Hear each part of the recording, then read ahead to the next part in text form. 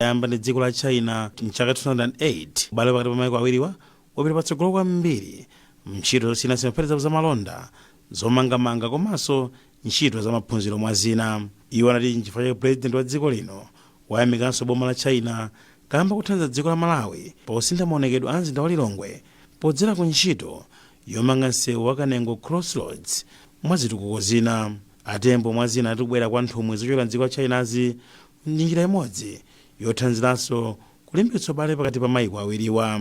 Yochokera ku boma la China limene lili kutsogoledwa ndi Dr. Shen Xiaoping amene ali mlembi wa chipani cha Communist Party ku province ya Yunnan. Iwowa akutsogolera anthu okwana 14 ena ogwira ntchito kuboma, ena ogwira ntchito ku chipani cha Communist Party, ena ndi anthu akuluakulu amakampani opanga zinthu ku China. Ulendo wawo ndi ulendo ofuna kulimbitsa ubale pakati pa dziko la Malawi ndi dziko la China. Ulendo wawo ndofunikira kwambiri chifukwa chakuti uonetsetsa kuti kodi tikhoza kulimbikitsa bwanji ubale wa malonda kuchoka pakati pa Malawi ndi China. Mawa akumana ndi Bureau of Standards. Cholinga ndi chakuti ma standards akatundu wa ku Malawi amene tizipanga kuti titumiza kandi mbewu kandi chani zizikhala ndi ma standards olingana ndi aku China. Chifukwa nthawi zina timatha kukonza katundu kuti tikutumiza ku maiko ena, tikutumiza ku China, koma amakhala tosagwirizana ndi ma standards aku China ko. Mkumano ndi President Chakwera nthumwi za dziko la Chinazi mwa zina pomwenso pali pa mpando wa kampani ya Sun Group apereka ma solar panel okwana 500 ku boma la Malawi. Thandizo lomwe boma la China limapereka dziko la Malawi lathandiza kwambiri kusintha zosiyanasiyana pa chitukuko dziko la Malawi kuphatikizapo ku ntchito za umoyo komanso kuthandiza pa ntchito yolimbana ndi mavuto ogwa mwadzidzidzi. Mayeso Chikhadzula, MBC, Camus Palace, Lilongwe. President wa dziko lino Dr. Lazarus Chakwera walangiza anthu mdziko muno kuti azikhala mabata ndi mtendere posaganizira zipembedzo, ndale ndi mitundu makamaka pamene dziko lino likukonzekera chisankho cha chaka chamawa. Dr. Chakwera walankhula zimenezi pa misonkhano imene anachititsa m'matauniship osiyanasiyana mu mzinda wa Lilongwe. Isaac Jali wafika ndi ripoti. La Mulungu, President wa dziko lino Dr. Lazarus Chakwera anacheza ndi anthu m'matauniship osiyanasiyana mu mzinda wa Lilongwe monga ku area 23, ku Kawale, ku area 24, ku area 36, kwa Chisapo 1, ku Mtandire, ku area 49, ku area 25, komanso pa mphambano ya pa Lilongwe TTC. Polankhula kwa anthu amene anasonkhana m'malo onsewa, President wa dziko lino Dr. Lazarus Chakwera anati boma lake layika mtima kwambiri polimbikitsa bata ndi mtendere, ndipo analangiza Malawi kuti adzipewa kusankhana mitundu komanso kusankhana kamba kazifukwa za ndale. Ndipo kwa chinyamata, President wa dziko linoyu anawalangiza kuti adzipewa kugwiritsidwa ntchito ndi anthu andale pofuna kukwaniritsa zofuna zawo pa ndale. Ndipo pothirirapo ndemanga pa nkhani ya chitukuko, President Dr. Lazarus Chakwera anati wayika mtima kwambiri poonetsetsa kuti ntchito za chitukuko zimene akumanga kapena zimene akupereka kwa anthu zikhale zolimba zopindulira anthu panopa komanso mibado ya mtsogolo. Dr. Chakwera anapereka chitsanzo cha misewu yabwino imene boma lake lamanga mu mzinda wa Lilongwe, yomwe yathandizira kuti mzinda wa Lilongwe uonekedi kuti ndi likulu la dziko lino. Pavuto la kuperewera kwa chakudya limene anthu ena akukumana nalo, Dr. Chakwera anati boma lake layambapo kale kugawa chakudya m'madera osiyanasiyana, koma anapempha adindo kuti apewe tsankho pa ntchito yogawa chakudya komanso ntchito zina zosiyanasiyana zimene boma likuwatumikira Malawi. Ndipo pothirirapo ndemanga pa chisankho cha 2025, mtsogoleri wa dziko linoyu anapempha Malawi onse amene ali pa msinkhu woyenera kuti akalembetse kuti adzaponye voti yawo chaka chamawa, kuti pakutero ntchito za chitukuko zipitirire m'dziko muno. Kuti tipitirire ntchito za chitukuko mpofunika ifenso tikhale anthu aukhondo amphamvu komanso anthu amene tichita geni imene ikutipindulira. chifukwa chake manambala tinawauza onjeze ngakhale amene angapeze ngongole zanifu komanso amene angapeze chimanga kapena chakudya chimene tikugawa kamba kozindikira kuti mtauniso njala yavutitsa. Chimene tikupempha nchakuti inuyo mukapatsidwa udindo wakuti muthandizane ndi anzanu kugawa zinthu zoterezi osamangotsata abale wanu kapena abwenzi wanu yayi. Izichita zinthu mwachilungamo chifukwa ine zosankha mtundu sindidziwa yayi. Mtauni ngati muno ni mkachere mpofunika tilerane tonse. Tikamakamba kuti kuno nkukapitolo zikutanthauza kuti anthu amaboma onse m'Malawi ali munomu. Ndiye ife tisamalirane wina ndi mnzake.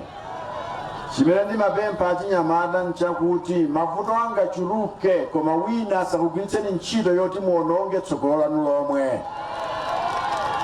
Aphungu a nyumba ya malamulo monga Aule Musungama, Ananse Tembo, a Alfred Gia, a George Zulu, komanso mfumu yayikulu Tsabango ya mboma la Lilongwe, onse ayamika President Chakwera chifukwa cha ntchito zosiyanasiyana za chitukuko zimene boma lake lapereka kwa anthu monga chipatala cha kuchilinde, Mlatho pa mtsinje wa Mchesi, skuli ya sekondari yatsopano ku Mchesi, ntchito yopala misewu yosiyanasiyana ku area 49, ntchito yopala ndi kupaka phula misewu yosiyanasiyana ku area 25, mwa ntchito zina zambiri.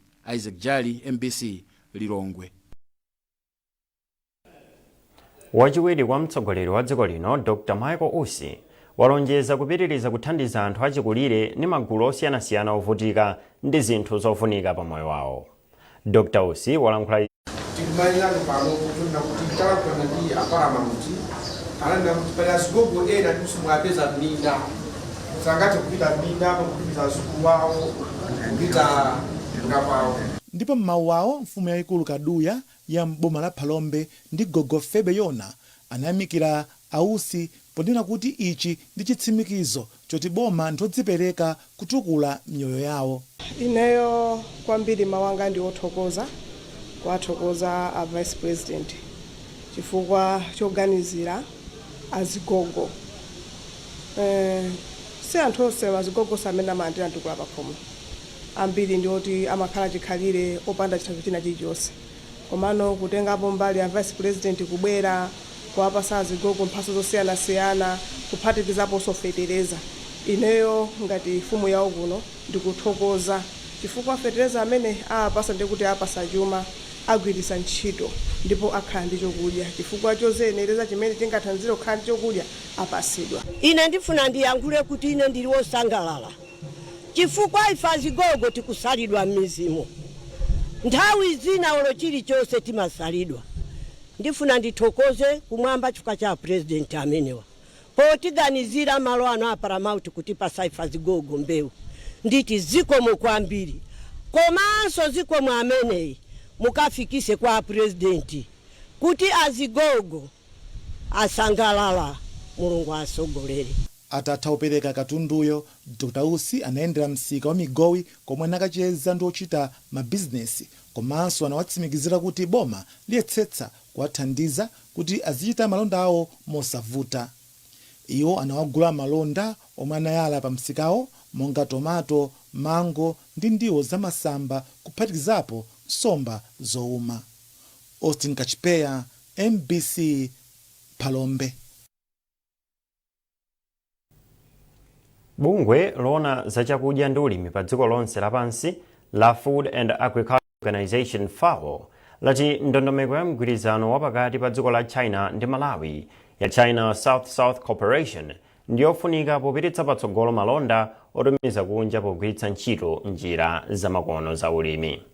Bungweli lati ndondomekoyi ili ndi kuthekera kupititsa patsogolo chuma cha dziko lino. Mkulu wa bungwe la FAO mdziko muno Zijun Chen ayankhula izi pa msonkhano owunikira ndondomekoyi omwe unachitikira ku Lilongwe. Gracious Banda walemba ripoti limene akuwerenga ndi Helix Manemba. Bungwe la FAO mogwirizana ndi dziko la China linakhazikitsa ndondomeko ya SSC pofuna kuphunzitsa ndi kukhazikitsa njira zamakono za ulimi mu nthambi zosiyanasiyana za ulimi. ndondomekoyi inakhazikitsa ulimi wa makono wa ziweto, zipatso, masamba, mbewu zochamsanga komanso zipangizo za ulimi za makono. Achen ayamikira ndondomekoyi ponena kuti ili ndi kuthekera kopititsa patsogolo ntchito za malonda zokhudza ulimi pakati pa dziko la Malawi ndi mayiko ena. Ndipo mmodzi wa akuluakulu ku nduna za ulimi a Alfred Mwenefumbo apempha ogwira ntchito ku nthambi za ulimi zomwe zasankhidwa kudzera mu ndondomekoyi kuti ayikepo chidwi pophunzira upangiri wa makonowu. Chinese amene abwera awa ndi mgwirizano pakati pa boma la China, boma la Malawi ndi FAO. Boma la China yatitumizira ma experts, ma scientists kuti atithandize ku Ministry of Agriculture, ku research, ku mega farm, komanso ku livestock. Ndondomeko ya SSC anayikhazikitsa kuti ithandize mayiko a mu Africa kugawana nzeru ndi dziko la China pokweza ntchito za ulimi ngati njira imodzi yopititsa patsogolo ubale komanso chitukuko muno mu Africa. Kampani ya Torrent Plant Hire yakhazikitsa ntchito yomwe cholinga chake ndi kulimbikitsa ulimi mdziko muno. Mwazina, kampani izibwereketsa zipangizo monga galimoto zolimira, zobzalira ndi zina kudzera mu ndondomeko yomwe akuyitchula kuti Plant Agriculture. Charles Pensulo ali ndi ripoti. Mwazina, kampani izibwereketsa galimoto zogwiritsa ntchito kumunda kwa alimi omwe sangathe kugula zipangizozi, ndipo alimiwa azibwereka pa mtengo wotsika. Poyankhula pomwe amakhazikitsa ntchitoyi mu mzinda wa Blantyre, mkulu wa kampani ya Torrent Plant Hire Ali Mwenechanya ati dziko la Malawi limadalira ulimi pa chuma chake, choncho ndikofunika kulimbikitsa ntchito za ulimi pofuna kukwaniritsa masomphenya a chitukuko cha dziko lino a Malawi 2063. Malinga ndi Mwenechanya, ndondomekoyi ilimbikitsa ntchito yomwe boma likugwira ya minda ikuluikulu ya mega farms, yomwenso ili ndi kuthekera kothandiza dziko lino kukhala lozidalira pa chakudya. Chakudya ku Malawi kunoko chimapanga gawo lalikulu loti lingapangitse kuti chuma chino chipite patsogolo, kuphatikiza kuzina ngati zimene akubweretsa za mining, koma chakudya chimatenga gawo lalikulu. Ndetu ufunika tizipanga chakudya chambiri kuti anthu asamaganizenso zosowa chakudya. Mmodzi mwa alimi mdziko muno Hassan Obeya, omwenso ndi mwini wake wa Obeya Farms mboma la Dedza, wati makina olimira amathandiza kufewesa nthaka zomwenso zingathandize kuti dziko lino lizikolola mbewu zochuluka. Tractor ndi chinthu chabwino kwambiri chifukwa choti chimaphwekesa kulima. Pano tikunena pano anthu uno aona kuti ulimi wochita ndi manja ndi zinthu zoti zikwachedwesa sakupindula funa minda jasi kulimidwa bwino. Kulima ndi tractor ndaona ndi kwabwino funa chitolo even minda yathu idaguga, koma panopa mmene yuza ma tractor minda ija yatsakuka kubwerera chikale funa tractor ikutipula kufika mpana pansi. Torrent Plant Hire ndi mmodzi mwa makampani abungwe la Beehive lomwe limathandiza ophunzira osowa powalipirira sukulu ndi zinthu zina. Bungweli limachita izi kudzera mu ndalama zomwe limapeza pa ntchito zake. Kuchokera kuno ku Blantyre, ndine Charles Pensulo. Nkhanizi zikuchokera kuno ku MBC. Tiye tionenso mitu yake.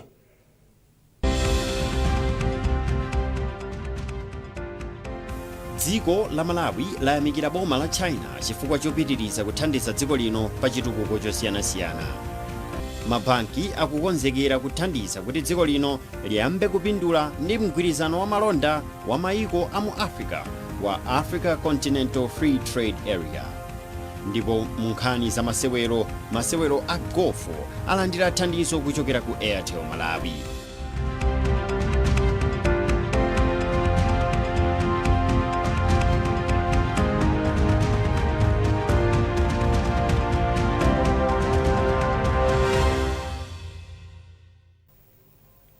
Popitirira ndi nkhanizi, bungwe la National Economic Empowerment Fund NEMFI lati lilimbikitsa kuphunzitsa achinyamata kutenga nawo mbali pa ndondomeko zosiyanasiyana za ngongole zimene bungweli limapereka pofuna kuthana ndi vuto la achinyamata onyalanyaza kutenga nawo mbali potenga ngongole komanso ena ochita ukapyala osafuna kubweza ngongole zimene atenga.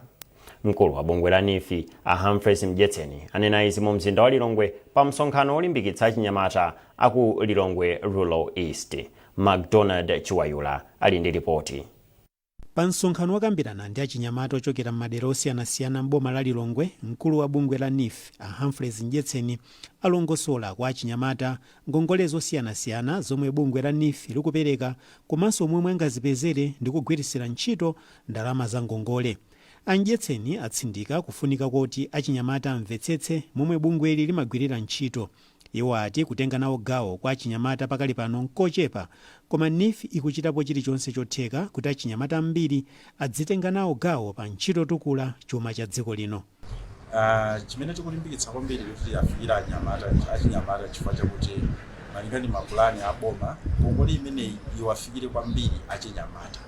Koma mmene kafukufuku wathu akuonetsa kuti pofika tsiku la lero 38% ya ngongole zimene tapereka zapita kwa azimai. Azimayi atenga 35%, achinyamata atenga 27%. Mutha kuona kuti pamene papa zakhala ngati zazondoka zinthuzi, achinyamatawa amafutika akadakhala patsogolo ndithu. Mawu ake wapampando wa bungwe la achinyamata la Lilongwe Rural East Youth Forum Pikard Kaude ati zomwe lachita bungwe la NIF zatsegula maso achinyamata ambiri. Iwo ati achinyamatawa agwiritsa ntchito zomwe amva pa msonkhanowu pothandizira kukweza chuma cha dziko lino komanso kuchepetsa ulova.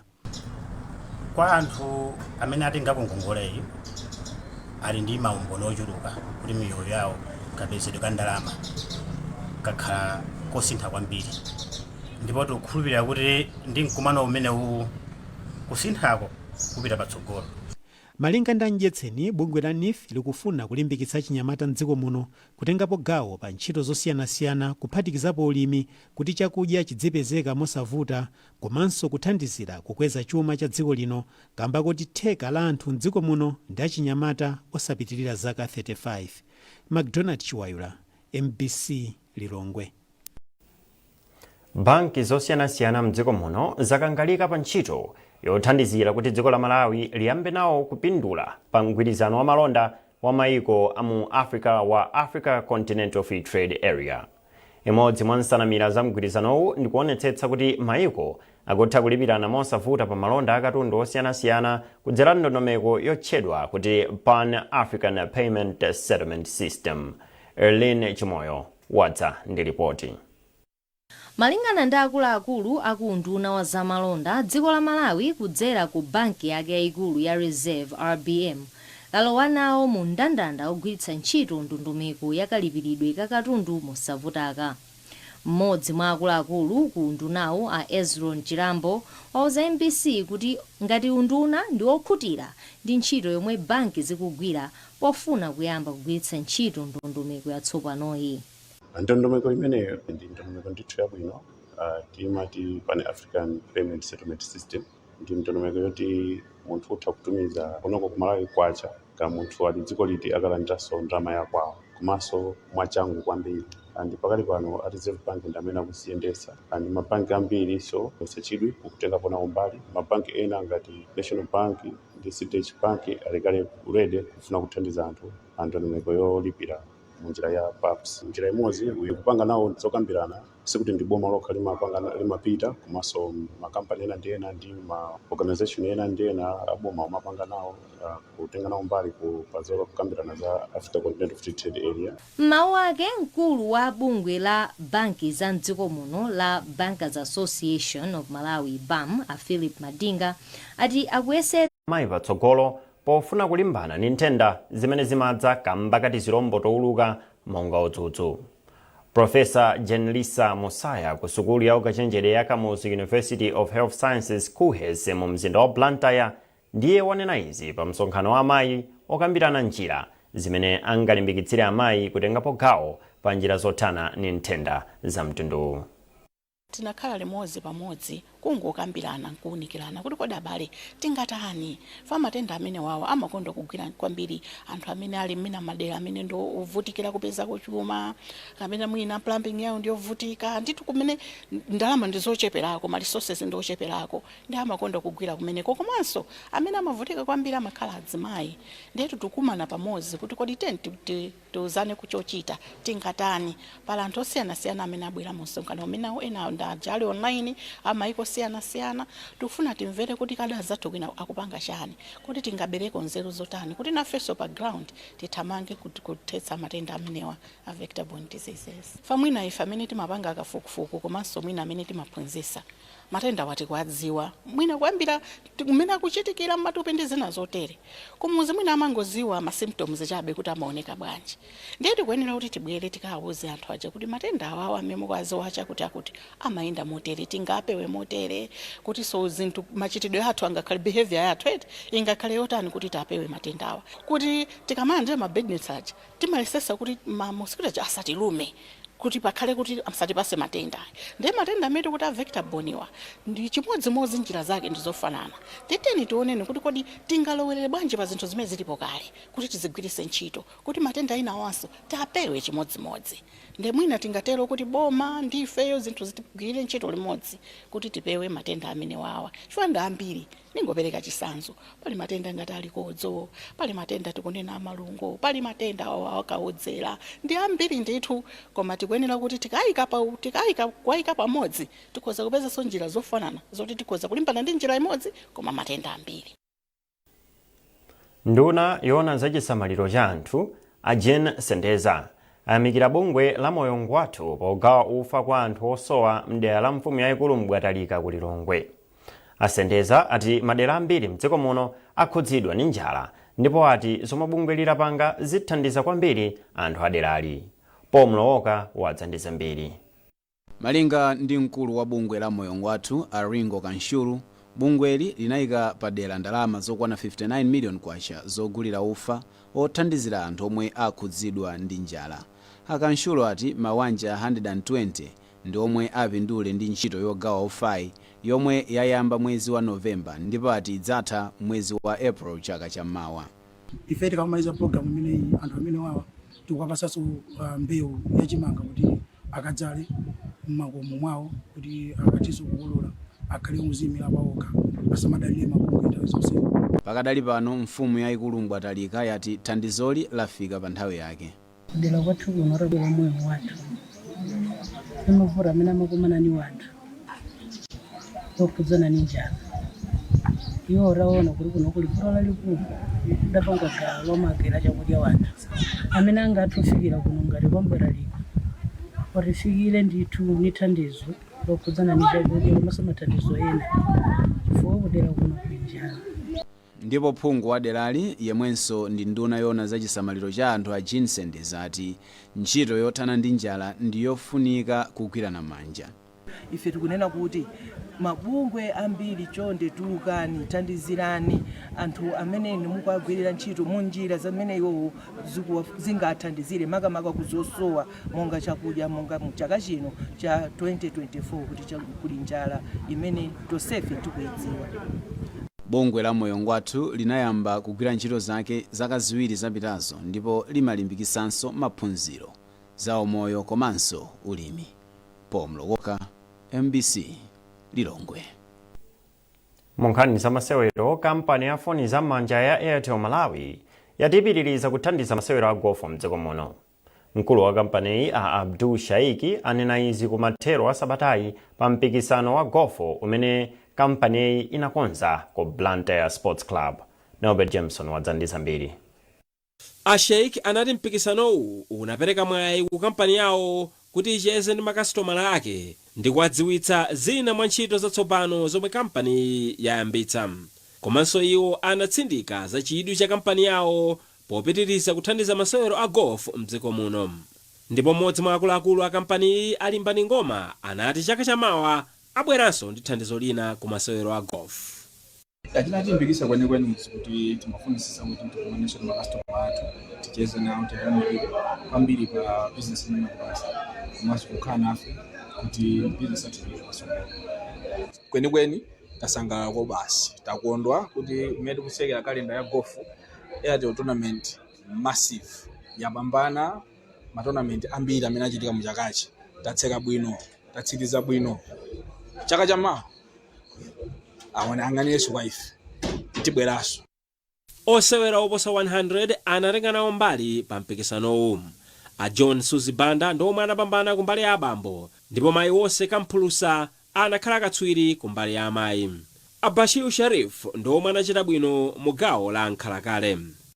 Golf ndi game yopsinja nchifake mapeza kuti munthu umatha kumenya bwino hoyi nayo osamenya bwino.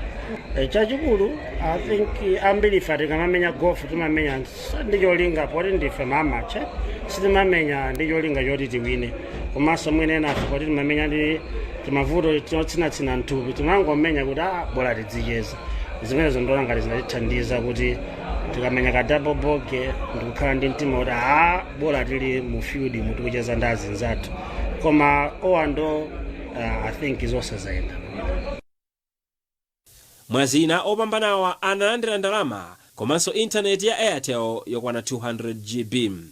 Norbert Jameson, MBC Sport. Ndipo pomaliza nkhanizi nainso mitu yake.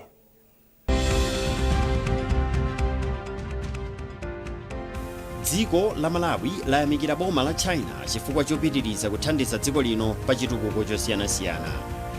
Mabanki akukonzekera kuthandiza kuti dziko lino liyambe kupindula ndi mgwirizano wa malonda wa maiko a mu Africa wa Africa Continental Free Trade Area. Ndipo munkhani za masewero a golf alandira thandizo kuchokera ku Airtel Malawi.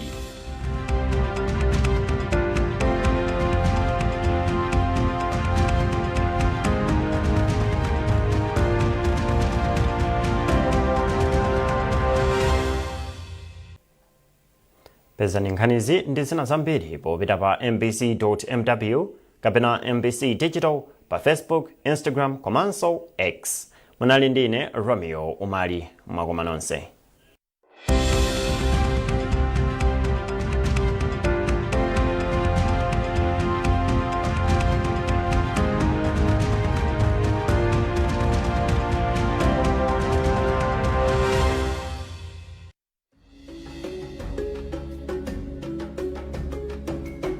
Malawi's President Dr. Lazarus Chakwera recently visited the Vatican and Germany. On Sunday, August 18, 2024, President Dr. Lazarus Chakwera arrived in Rome, Italy, and proceeded to the Vatican at the invitation of Pope Francis, head of the Roman Catholic Church and the Vatican. The Vatican is a city-state surrounded by Rome and is the headquarters of the Roman Catholic Church. Joseph Mpinganjira is Malawi's ambassador to Germany and the Vatican City. It's something important, and at the same time, it is important for the country, for the President of Malawi, to express an appreciation of the role that the Catholic Church is doing in Malawi.